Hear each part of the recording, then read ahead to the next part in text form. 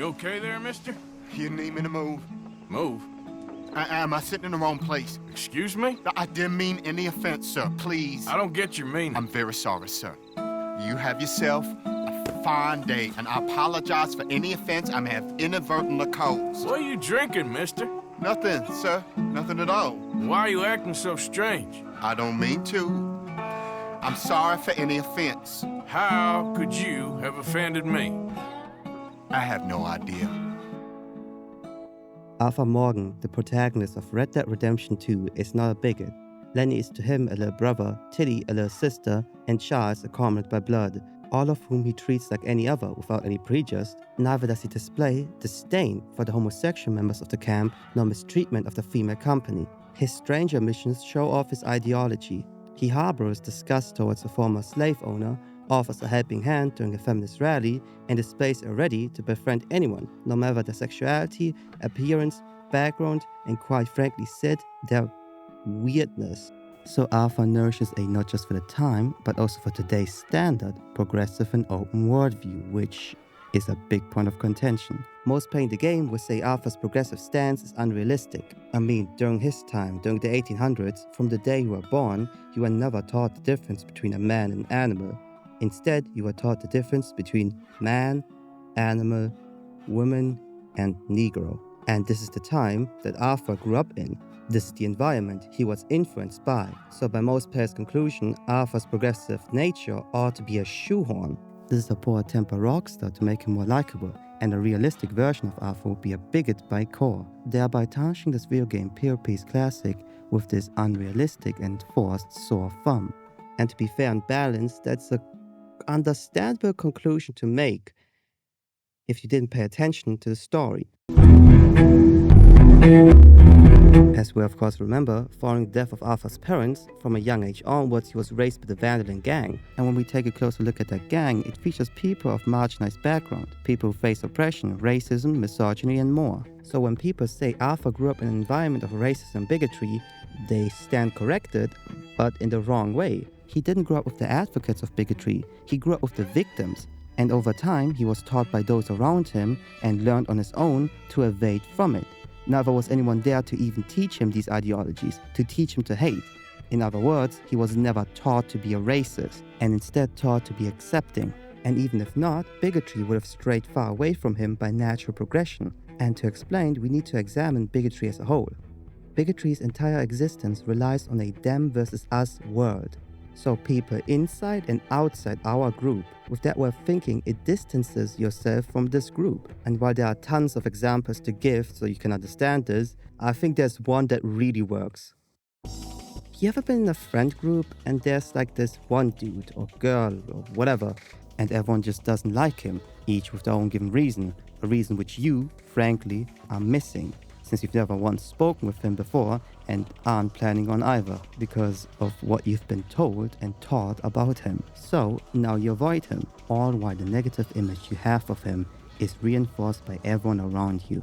But then one day, for one reason or another, let's say you're in school, you have a class together, and random partner assignments, you're forced to work with him on a group project. Unamused, you ask your teacher, can we switch partners? And he gives you a flat, direct no. So you work with him on the project and wait a minute, this dude isn't that bad. This nigga kinda fly. Working with him and interacting with him directly makes you realize this person that you've had this image in your mind made of is actually a lot nicer than you thought. And he's not an angel, he's not perfect, but he's not as bad as you thought he would be.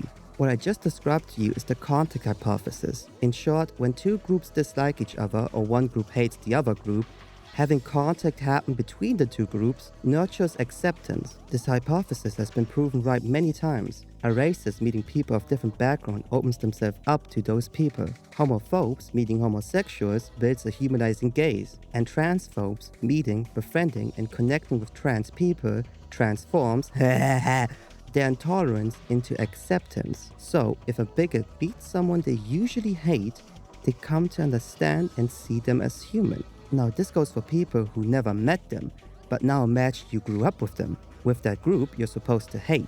Bigotry relies on that them versus us mentality.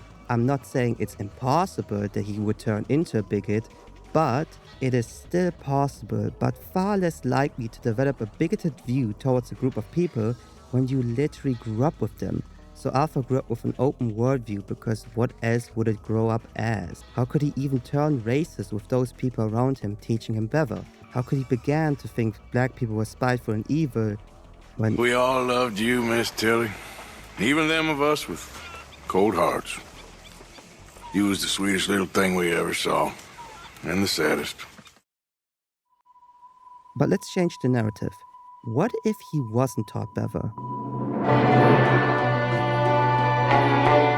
What if people got what they realistically demand? A nastier version of Arthur, filled with bigotry, filled with hate. This evil, misogynistic version of Arthur that people describe to be the real Arthur isn't Arthur Morgan. It's Micah Bell. You can rise and everything. Unusual. For one of you. One of who? Oh, you know. Hoodlums. You know, you got all the charm and personality of a fresh turd, Micah. That's a good line. I must remember that. Micah is hated for a reason. He assaults and rapes women, is racist without an ounce of shame, disrespectful, and a backstabbing deviant. He isn't shy and actually rather proud to show off these sides of him. He was made to be hated by Arthur, the characters in game, and by the player, and contrasts our protagonist in every sense. While one sees women as equals, the other sees them as objects. While Arthur bonds with any color, Micah believes they're beneath him. We can go deeper on Micah himself on another day, but basically, he's a racist, homophobic, disgusting version of Arthur, a character that doesn't learn, doesn't grow, and we as a player come to hate.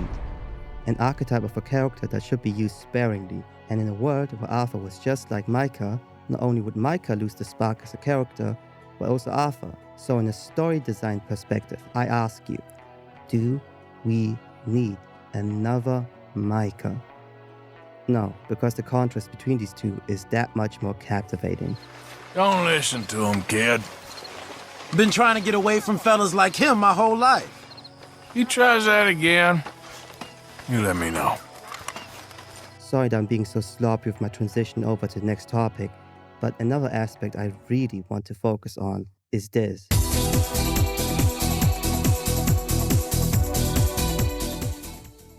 For the player, Arthur, an outlaw, ought to feel like an outlaw, an outsider who doesn't fit into the ever-changing American world. To achieve Arthur feeling like an outsider to his world can be done in several ways, but the key one here is worldview. The other word is outfit.